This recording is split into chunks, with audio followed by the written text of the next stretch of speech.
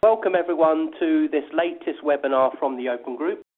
Today's event is being brought to us by Corso, which is a very active member of the Open Group, and I'm very pleased to say that one of our speakers today is Martin Owen, CEO of Corso. He's ably supported by two partners, Roland Bullivant and Nick Porter. I'll hand over to Martin to start the presentation. I'd just like to go over a few housekeeping issues, just keep the event moving forward smoothly. With regards to questions, we would encourage you to submit questions, and we will try and answer as many questions at the end of today's presentation. The best way to submit a question directly to today's speakers is to use the text QA facility. If you do write a question into that text facility, can I ask you to make your question addressed to all or all participants? That way one gets to see the questions that are being submitted. The alternative way is to use the chat facility, but I would probably recommend that using the chat facility is best if you want to share a comment with a fellow attendee or just have a private conversation. So please use the text QA facility for questions directly to the panel. This event is also being fully recorded, so if for any reason you have to leave early, or if you do experience any local audio problems, and I'm sorry, but that does sometimes happen, then a full recording will be available from tomorrow, and everyone who's registered for today's event will get an email with an appropriate link to that recording. So if you're ready, can I ask you to make a start? Yeah, thank you, Simon. So welcome everybody. So this is a very interesting presentation. So this is looking at how you can look at complex ERP environments and systems, and look at the metadata and the data structures behind those, and how we can fit those into our enterprise architecture landscape. Previously, when we've done webinar presentations within this context of the Open Group, we've talked about Archimate and Graph, and in my role, I'll be talking a little bit about those as we go through. The main bulk of the presentation will be done by Roland Bullivant and Nick Porter, whom of many years, and who are experts in the area of ERP. And so a little bit about Corso. So we'll go to the next slide. We were created in 2011 with worldwide offices in North America, US and Canada. We've got a head office in the UK, and in Melbourne in Australia.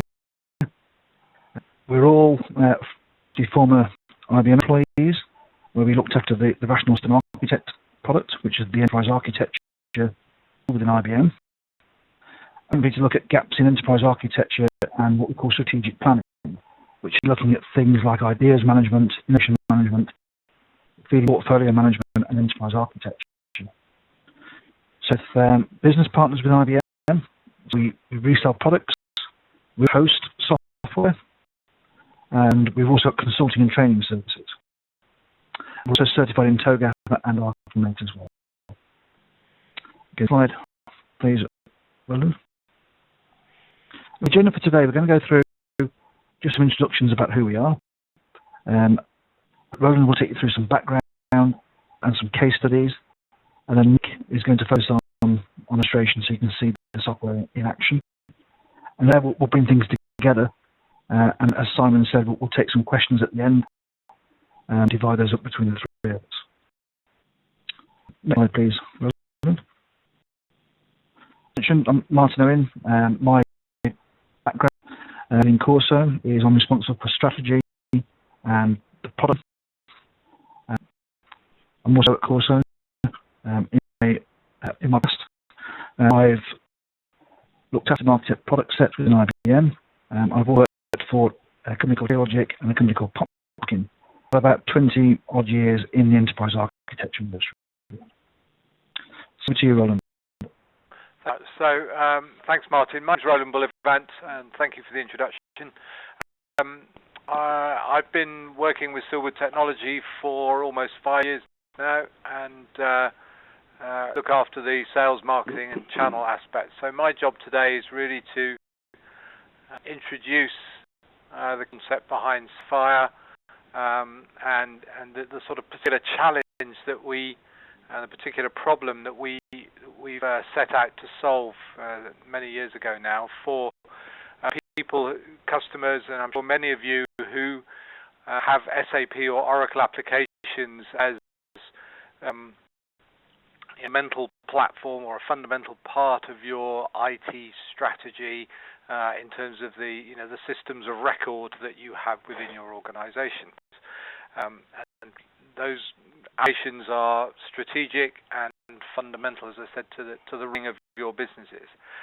And what's carried over many years is that the level of complexity that those applications present when we're trying to incorporate them into, for example, enterprise architecture, where we might be looking at how we understand those applications and their data structures in the context of enterprise information integration or planning for the future, trying to understand the as-is data models behind those applications or that underpin those applications.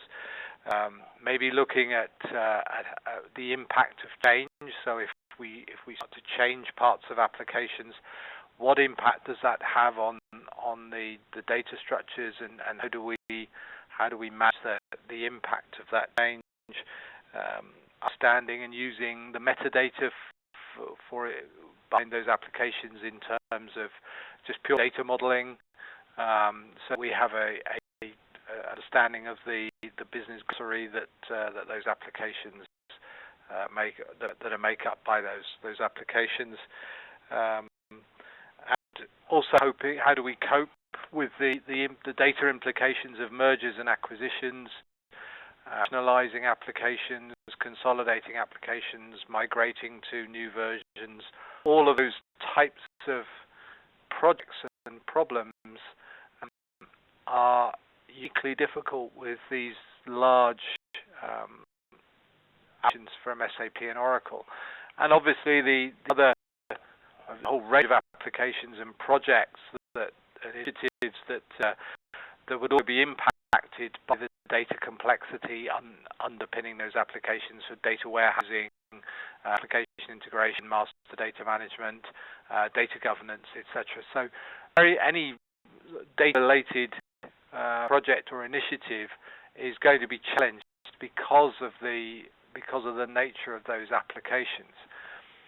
And obviously it's because those systems support a very broad range of business processes, and that means that they're very large and complex. So, for example, SAP, if you buy SAP now, it probably comes with more than 90,000 tables in its basic native state, which obviously means that there's a very high degree of complexity. The Oracle applications are not large, but still complex and still have a significant number of base tables. And all things, the business quite often requires that those applications are customized, so that then you add to the number of tables or you make changes to those tables, which means that it can be more difficult, more complex to keep a handle on what's there to be able to find the metadata and find the models.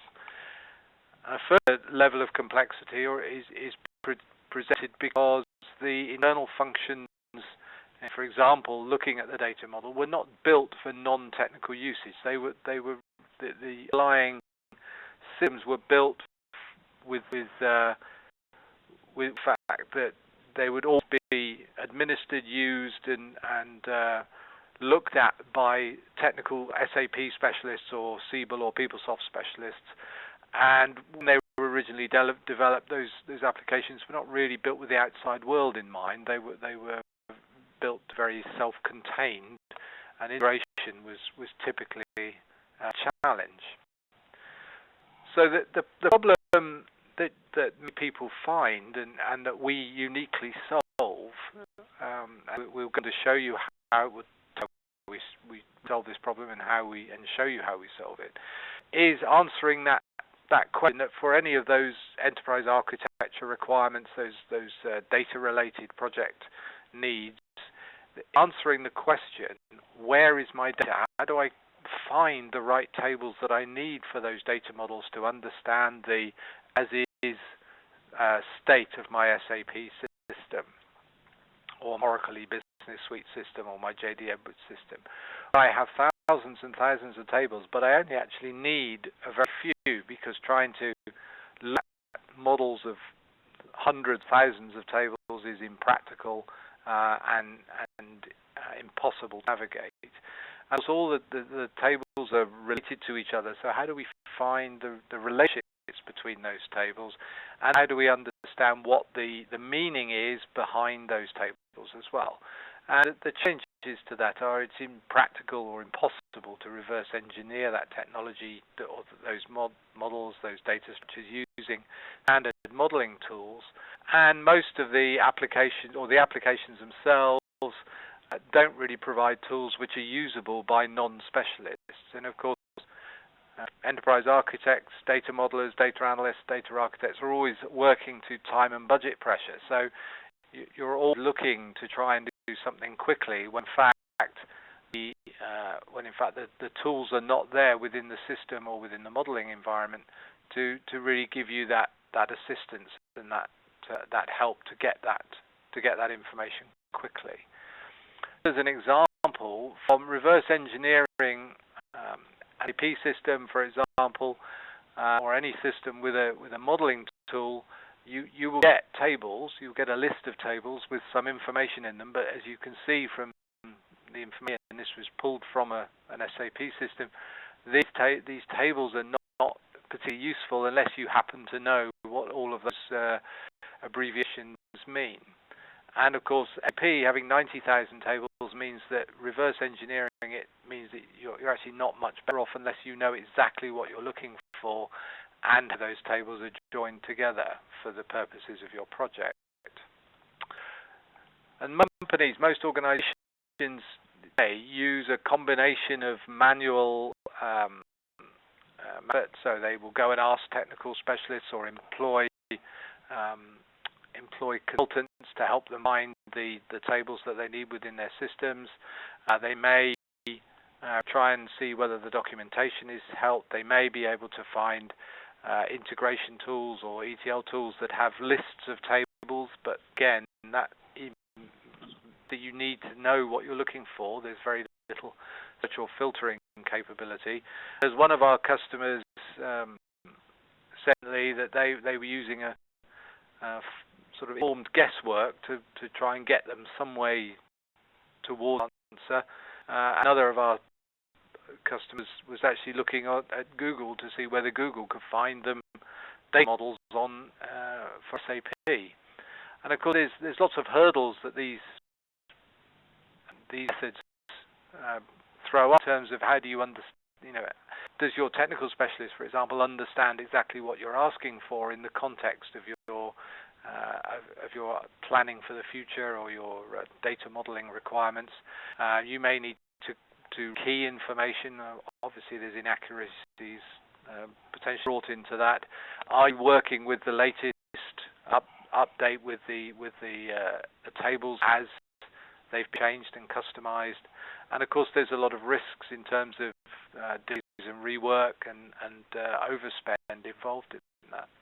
So what would be better would be if there was a solution that would provide you with all the table information in one piece, which included all the customizations, and it was 100% accurate, working with the system as implemented at your site, that automatically produced all of the relationships that you require, so it was easy to understand the context, and provided then full search capabilities and an application hierarchy and different mechanisms for searching and filtering and finding the exact group tables that you need, and then being able to share and reuse that information across a variety of data modeling, data integration, metadata management tools, and obviously again across projects and teams, so that it becomes a sort of center of excellence, if you will, for metadata, for ERP metadata in the organization. And just as a quick background about Silwood, so that's what Silwood Technology do. We are partners with Corso, so Corso implement our tools within their solutions and their products. So we have a very close relationship with Martin and the team. And we started out life as modelling specialists and continually came up against this problem of trying to reverse engineer SAP systems with modelling tools. Realised that the struggle or the challenge is really the fact that the data you need is in the system catalogue, it's in the data dictionary. As a result, we built Sapphire to solve this problem, to be able to find the metadata, allow people who are not specialists to be able to use it and utilize it in a very wide variety of projects. And it does reduce the discovery time by at least 60%. In fact, I've got a case where someone's productivity gain of 90%, which I'll run through very briefly with you in a few moments. What Sapphire does is, working from left to right, is we import, we connect to the source application as it's implemented. So that means that we connect to the data dictionary tables and bring in all the metadata for the applications as implemented. The moment we work with SAP and the Oracle applications, in the next release of Sapphire, which is due out this quarter, we will be in Salesforce and a more generic capability to import data from a broader range of applications. So the data is brought into Sapphire, into a repository, and it's immediately usable by the data analyst, the data modeler, data architect, who has full access to all of the searching, filtering, analysis capabilities, to bring the number of tables down to a manageable number so that you can visualize that model and start making use of it in your other applications or other tools, modeling tools, etc., for your particular projects. The content that's created we call subject areas, which are effectively, if you will, business metadata objects.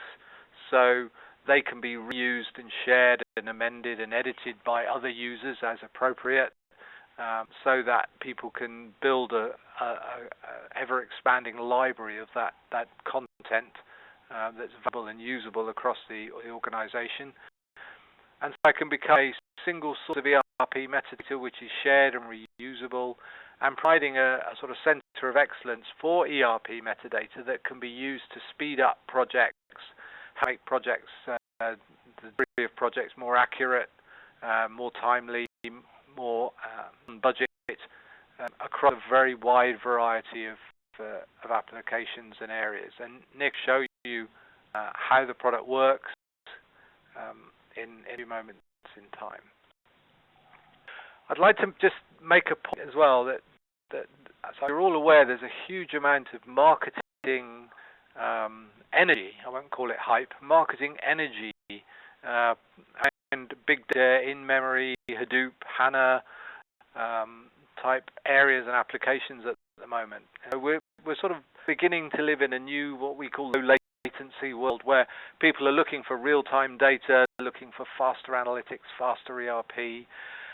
Challenge with that, as you can see from the quote there from Brian Raver at Medtronic, is even though you want that faster analytics, that faster access to data, which is fine and perfectly reasonable and rational, the data intelligence challenge is exactly the same.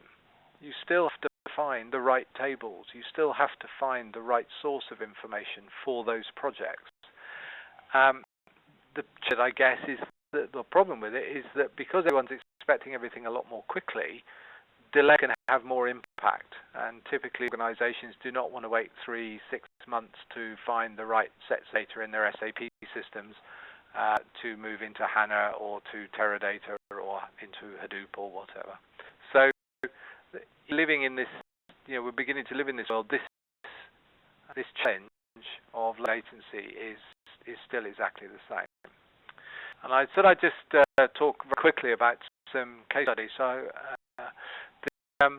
the one at the top is a global semiconductor semiconductor company who are using Sapphire to reverse engineer, or they used Sapphire to reverse engineer 30 odd of their SAP systems for application rationalization and a global data warehouse project.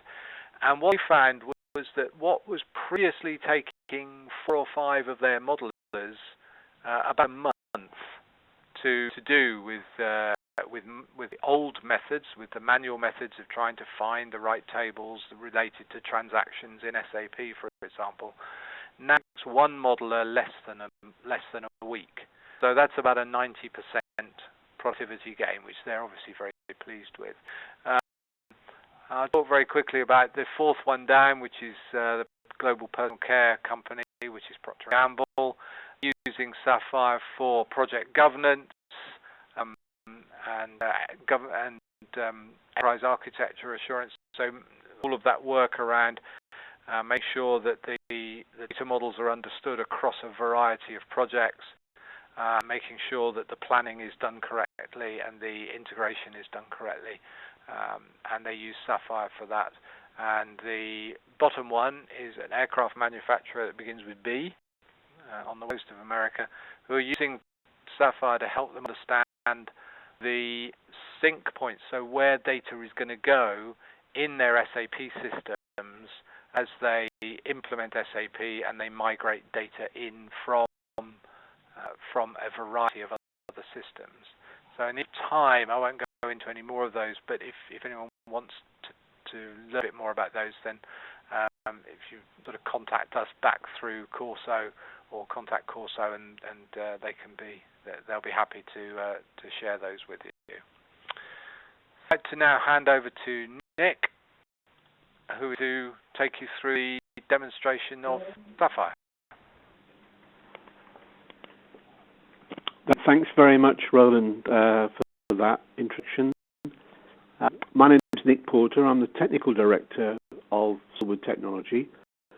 What I'm going to do in just a second is to switch into showing you the actual product itself, and I'll just give an introduction to some of the main features of the product. And so in a second you should be able to see my top appear. What I'm going to do is concentrate on an SAP system. As Roland mentioned, the SAP is by far the biggest, but a lot of the features I'm going to show you are equally applicable to the local applications that we address as well. Those being PeopleSoft, J. Edwards, the Oracle Business Suite, Siebel, and as Roland also mentioned, we will shortly be adding Salesforce capability to the list. And what you can see in front of you now is the kind of main script of Sapphire, and the commonly used functions are organized into these clickable tiles that you see in the middle of the screen. And they are themselves organized into main areas which reflect the way that the product is typically used. The first one you can see has got the title Discover. We use this phrase Discover, Scope, Deliver to really explain the workflow of the product. And the Discover process is we go about extracting the metadata from the ERP system. So in order to do that, we, as Roland mentioned, we attach to dictionary tables of each of these environments that we reverse engineer. So we're looking at the database system catalog. The database system catalog does not store useful business information about these environments. If we want to try and understand the data structure from a business perspective, then we need to look at the proprietary data dictionary of each of these environments. So that Discover process is where we attach to the source system, be it an SAP or an Oracle system, and we reverse engineer. We pull metadata about typical data modeling concepts, things like tables and relationships and columns and indexes. We pull kind of information out of the data dictionary, but we also pull information about how that data is used by the application. I'm going to just briefly show you what I mean by that in a few minutes' time. And once we've done that discovery process of pulling the metadata out, then the real capabilities of product come into play, and that's this scope area. And by scope, what we mean is bring the tens of thousands of tables that make up something like SAP or the Oracle apps, bring those down into manageable groups. So do you really want to deal with metadata on the scale of thousands of tables? Whatever the information management project that you're dealing with, typically you're going to want to be able to zero in on the perhaps 20 or 30 or maybe 100 tables that are relevant to your particular requirement. And that's what the scope features are all about. It's rapidly allowing you to find the need of relevant tables, a haystack of the tens of thousands of tables in the system. And then finally, the last part, the deliver tile at the bottom there, that allows us to take these subsets, what we call subject areas that we've created, and then export those into a range of third-party tools. So let's, this is, as I mentioned, this is an SAP system that's already gone through the reverse engineering process. Let's look at some of the very simple ways to start off with that we can start to explore that metadata. If I use this, if I use this feature here and press the search button, what I'll see now is a list of all the base tables we've reverse engineered from the SAP system. And if you look to the bottom, you can see it says number of records, 98,733. So in this particular SAP system, which is a very typical, what is an ECC6 system, there's nearly 100,000 tables in the system. And you got the list of each of those tables.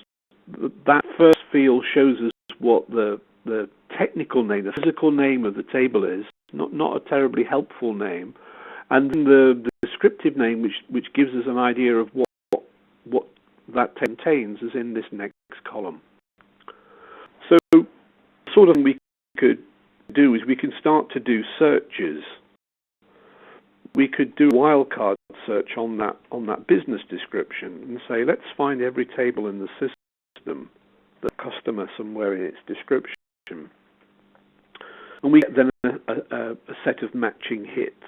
But given that there are 98,000 tables, we get a quite significant number of tables coming back. There's still over 1,200 tables with string customer somewhere in their description.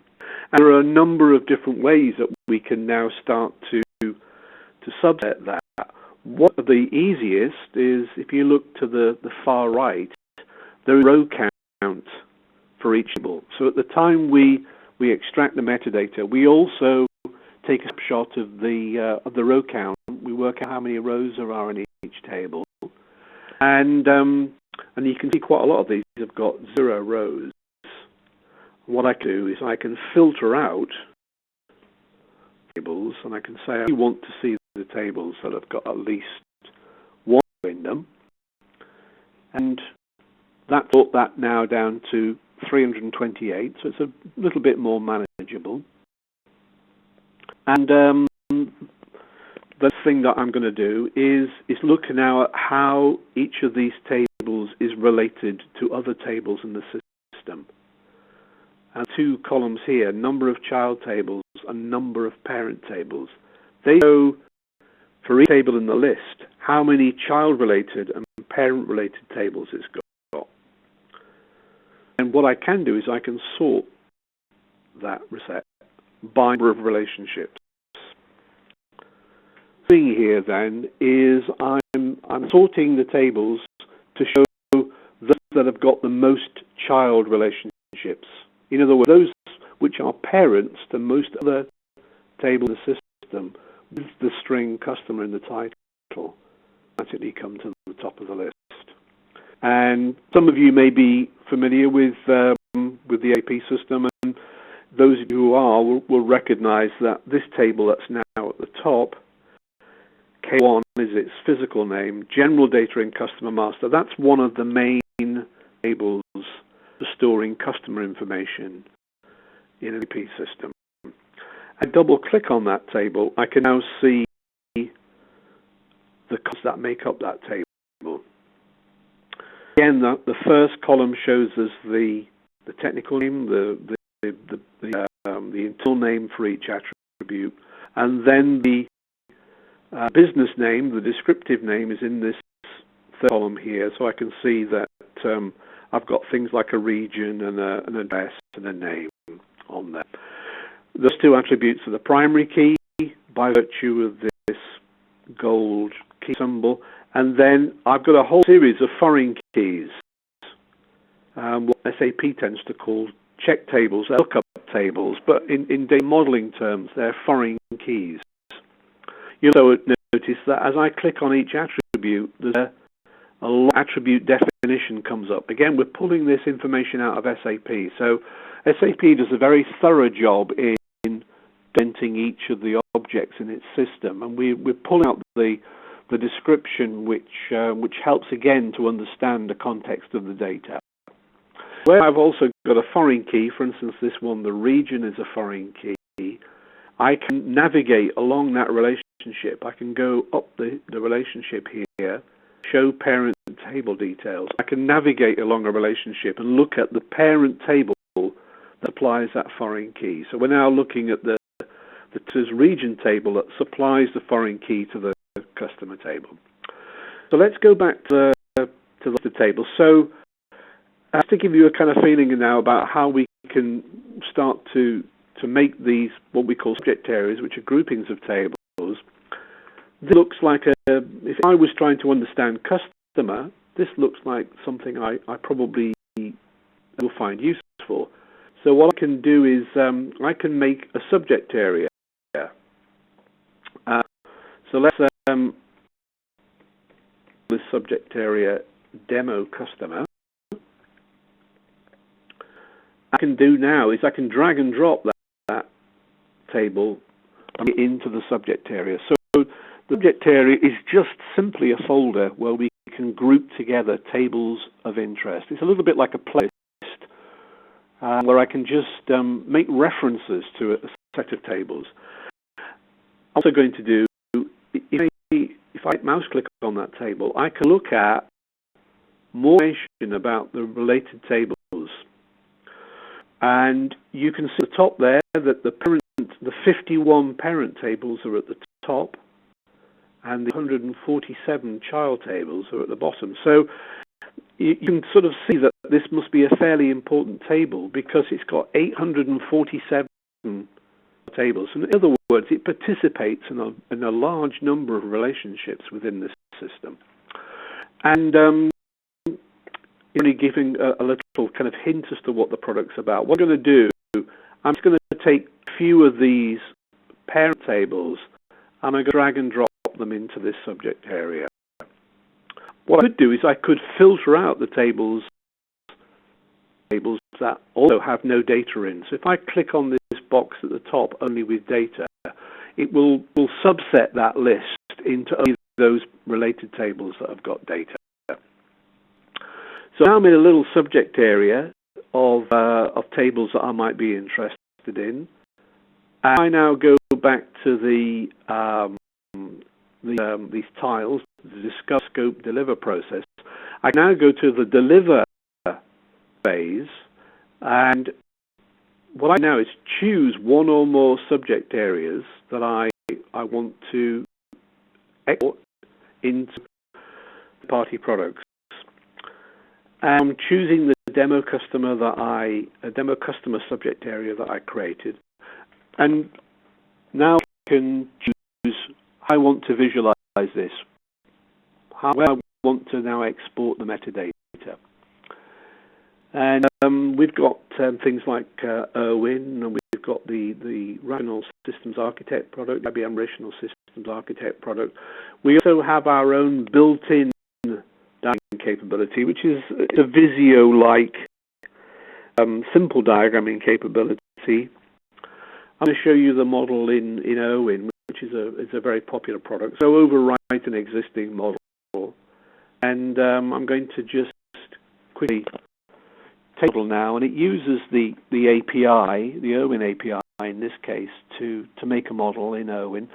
And we use some of the other environments, something like Systems Architect. Again, we would use the Systems Architect API to write a model. And that model's finished. It's only a very small model. And I'm going to switch across into I just a couple of things to make the diagram presentable. You can see a very, very simple diagram that we've created now. This is just showing it at the primary and foreign key level. So we're showing the primary and foreign keys to make the model easy to understand. And it's now like any other Irwin model. It's got meaningful entity names. It's got the attribute names. And if I switch into the corresponding physical model, then see the corresponding physical name. So if we didn't have Sapphire, then these are the kind of table and column names that we'd have to contend with in terms of understanding the data structure. And of course, because there are no primary and foreign key constraints in the physical database, we wouldn't see those relationship lines. So we can only see those relationship lines by virtue of extracting the relationship information from the ERP. I've just a couple more things I want to show you in this brief introduction to the products. We've looked at a very simple way to learn metadata. What we all have is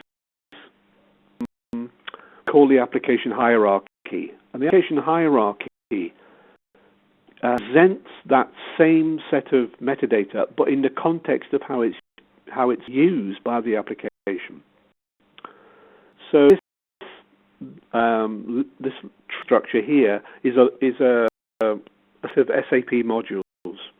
So again, pulling this information from the source environment. And again, we got things like accounting module, financials module. We scroll down a bit. We've got things like MDM, material management, personnel management, which is what SAP tends to call HR. And then we can open up these nodes, and we'll come down through increasing levels of detail until we come down to actual individual programs. So here, for instance, is a program that I've pretty much selected at random, notification of payment terms. This is a piece of executable code in the SAP system. And then I can see these blue icons. These are the base tables are used by that program. See which tables are referenced or updated by that particular program. And this hierarchy has got all the params and functions within the SAP system that we reverse engineered. So what we can do, we can search this tree, because trying to make it in the method I've just shown you, given how big the tree is not a very practical way. We can search in hierarchy for particular objects. So I could do a search for things like programs. I do, for instance, a search for any program that's got the string master data somewhere in its description, and you already see then the kind of scale of what's involved here. It's finding hundreds and hundreds of hits which are to do with master data. So what we're going to do, actually going to stop that. So we can refine that down to perhaps customer master data. And it just gives us 12 hits. And look at the description. So there is a program here, customer master data, And if we double click on that, it will position us in the hierarchy where that background lives. And then again, each of these blue icons is a table used by that customer master data program. You can imagine if we were trying to do, if our information management project involved customer master within SAP, this would be a very, very effective way of zeroing in on a set of relevant tables. I'm going to show you one more thing. We've been concentrating on SAP, but I'm just going to show you that we've got very similar kind of capabilities for the other applicants as well. So this is the repository manager for my local copy of SAP, and systems in the list is a separate system. So I've got some Siebel systems, some JD Edwards systems, and if I was to switch, for instance, into a JD Edwards system, exactly the same thing as I did with SAP. I can do a search on all the tables. There are a lot less tables in the JD Edwards system. There's only 5,000 tables, but again, very handy table names. So the same kind of problem.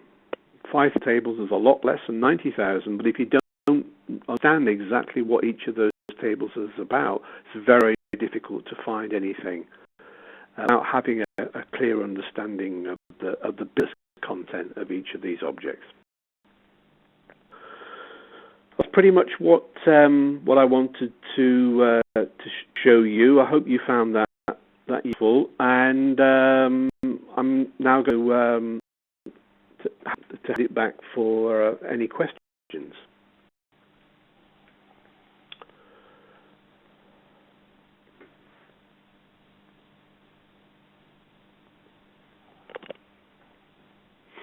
Simon, will be able to start the question session? Absolutely, Martin. Thanks for that. Get the questions open and we'll get running. We've already got a few questions in the Q&A section, so I'll just work my way through them. Firstly, question from Piyush. Does Sapphire collect the SAP deployed architecture data? How does Sapphire represent the data collected? I'm not sure if I fully understand what question is. I mean, Sapphire is about metadata rather than data, so we're not a tool for looking at the data content itself. It's the descriptions of the data. It's the metadata. So I'm not sure whether I understand what that. Perhaps you could post a clarification question, please. Yep, absolutely. Nick, this is. I think. Yeah. I think it might be how do we connect the SAP system, and then how do we store that information, perhaps? Okay. Because there was another question about if we connect. Okay. Yeah. Sure. Okay. Well, let me answer that then. That we deploy with the product a piece of ABAP functionality. So we deliver an ABAP function with Sapphire, and that ABAP function is installed on the SAP system that we need to reverse engineer. And that ABAP function interrogates the data dictionary tables of SAP. And ABAP function is also certified by SAP, so it's been checked by SAP as being a certified product. And we invoke the ABAP function using RFC calls, remote function calls. So the ABAP function run from our environment remotely, and it interrogates the tables we want, and then it passes the information across the Sapphire, where it gets stored in the Sapphire repository. Okay, thanks. Question from Ed. What if descriptive metadata is not available or attached to existing objects? Okay, so all packages that we reverse engineer, so let me be clear that our capabilities are specifically for the SP, ERP, and the Oracle products like JD Edwards, PeopleSoft, Siebel, JD, and eBiz. So we're not a generalized capability for reverse engineering vanilla Oracle databases. So each of the environments that we reverse engineer, they have data dictionaries, and they all do have descriptive text associated with each object. I guess the only slight to that is obviously if the customer has added their own objects, their own tables and attributes, if they haven't assigned themselves full descriptions to the objects, then obviously we won't get them. You know, if the customer hasn't documented the modifications themselves within the context of the data dictionary, we wouldn't see.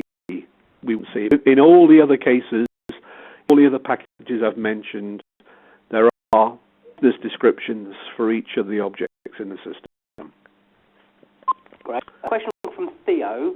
Are native adapters used? And he says, for instance, SAP's BAPIs or adapters built by Corso? Okay.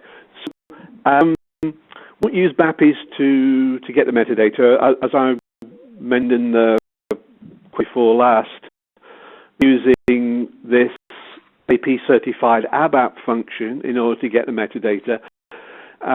Part of the reason we do that is speed. So like BAPIs are fine for relatively small amounts of information, but if you're pulling out the metadata for a full SAP system, which is what we're doing, then in order to get the speed, and just to give you some idea, in our internal systems, when we reverse engineer, typically you're looking at an hour and a half to reverse and engineer an entire SAP system. So all the capabilities I showed you, plus a whole bunch more, a full hierarchy, which has got over 3 million nodes of tables and functions in an SAP system. We can do all that in an hour and a half. And if we're doing that with BAPIs, it would take significantly longer. Okay. A question from Peter. Oracle systems have limitations on the tables and views you should use publicly.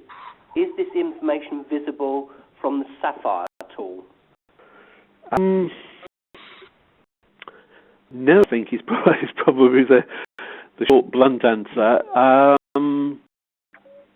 No, we're pulling out the tables that we find in the data dictionary. I don't believe we have anything which is telling you what should be publicly used or not. Okay. Chris is asking, can the metadata be exported into something like Excel? Yes. What we can do, one of the export formats which I didn't show you, is we can push that into CSV. It's a very simple CSV format.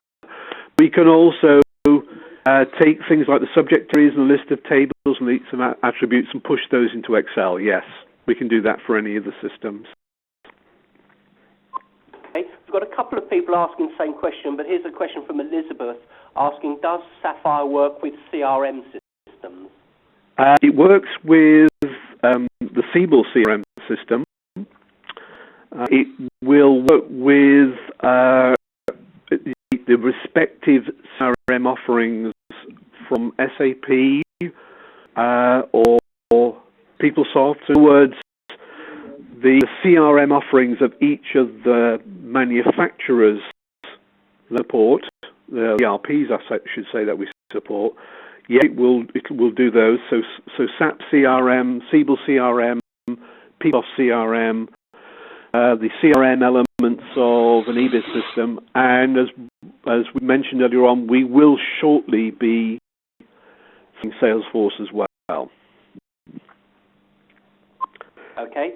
Just a clarification from Piyush. He's clarifying. He says, meaning can Sapphire get the list of application servers, database servers, clusters, web servers? All right. Right. No. I mean that's kind of physical information about the the landscape of an SAP system, and we're more concerned with the logical business functionality of data, and we don't pull information about landscape. Okay. From Polo, it says export includes CSV and some XML. What control do we have over what gets exported and how? Okay, so yeah, the main driver for the export is the subject area. So you saw me in the demo put a simple subject area together, which is a list of tables. And once we've constructed that, then we export all the X which are owned by those tables. So we'll take the columns, the indexes, and relationships between tables within that subject area. So if we had, for example, the order table and the order items table, then given that there would normally be a relationship between those, we will automatically add that relationship when we export it into target product. The other target-specific capabilities we have as well for influencing how the export get done, and we can perhaps best about that on a one-to-one basis. Okay, thank you. Question from Gerard. Do you normally connect to a dev or a QA instance? It would seem prod will be off limits. Oh, yeah. Well, that's very much down to the customer. Right. Some customers wouldn't normally allow access to the production system, but I can think of quite a lot of customers who have done already. Roland mentioned a customer that had reverse engineered over 30 SAP systems into the Sapphire environment. Yes, most people would probably with the reverse engineering on a sandbox rather than a production system. Given that we're talking about metadata, typically there aren't vast differences in the metadata between perhaps a QA system and the actual production system. Okay, thanks. Pravin asked, how does Sapphire address the custom tables? Okay, yep. So that's a good question. Because we are engineering the data dictionary, we will also get any of the custom tables that are added by the customer. In the case of SAP, they tend to have a Z or a Z prefix, and they're so defined within the data dictionary, and that same ability applies to the Oracle applications as well. So we will reverse engineer the custom tables and attributes. In case of that hierarchy I showed you, we will also reverse engineer any of the custom programs and transactions in an SAP system. So we will, as a base functionality of the product, we will get the customizations. Question from Mike asking, the field text contains table descriptions in English. Yep. SAP metadata that I've previously seen has information German. How are you sourcing English descriptions? Right. So that's not exactly the case. So SAP has the business descriptions in all the languages of the world. So the internal technical names for objects are in German. So things like Mandant and Kunde are the column names. The logical names are still multi-language form, and we can extract those in any of the languages that SAP supports. So one of the things I could have shown you is I could have switched the metadata into German and shown you exactly the same system, but the text, all the descriptive text in German, and that is an extraction option. At the time we extract the metadata from an SAP system, the customer can choose which language or languages they want to do the extraction in. I hope that's a question. Okay, thank you. Question about how is the data connection established if it's run remotely? Okay, yeah, so in the case of an SAP system, we do have the SAP GUI product installed on the same PC as Sapphire. So SAP beside Sapphire is the SAP GUI product. A SAP GUI product has a set of RFC libraries, and we use those RFC libraries to make a connection across to the SAP system. And we use ABAP function. ABAP function uses an SAP program called GUI download to move the data across to the local PC where we can then process it. In the case of the Oracle apps, we're not using remote access, we're using SQL. We're using just a SQL connection to the underlying database in order to extract the metadata. Okay, thank you. Question, is there analytical capability of performing what-if some impact analysis following the reverse engineering and the impact of change and application functionalities to underlying tables? I wouldn't say it's what-if, but what we do have the ability to compare metadata from different instances.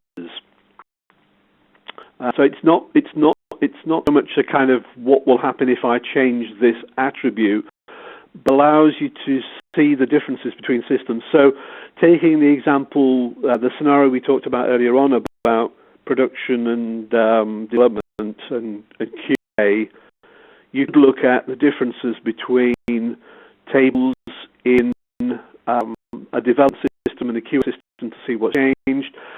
You could also look at differences between systems from different regions.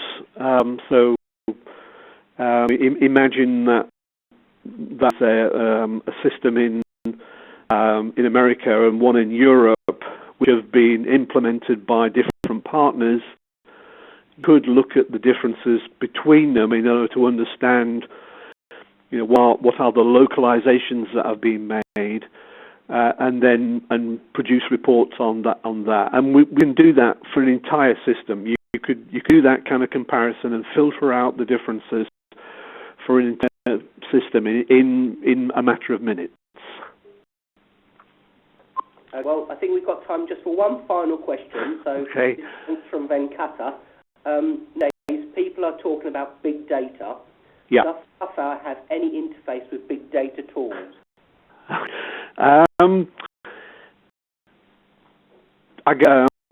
Here's the short answer. So we're not. The environments we're typically dealing with are not big data in the accepted sense of the word. What I would say though is that if something like SAP, then it will have a very, very significant amount of data within your organization. So whilst it's not big data in the traditional sense of the word, it's going to be big data with a small b and a small d, if you like, in terms of the volume and significance of information in that environment. And another important aspect is that even in the context of a traditional big data project, understanding that big data is only going to be relevant in the context of the systems of record. So being able to relate the big data content to the data in the system of records like SAP and the Oracle apps is going to be very, very important. Well, thank you, Nick, and thank you, Roland. You're welcome. Martin, before we close today's session, would you like to say a few closing words? Yeah, so just to wrap up really, so I've left a slide on the screen here. So if you want to follow up with further questions or further information, that it's sales@corso3.com. And we also have a landing page talks about the ERP and the data discovery options. And this tooling is available both on monthly rental and perpetual licensing. So there's ways we can get the tooling too.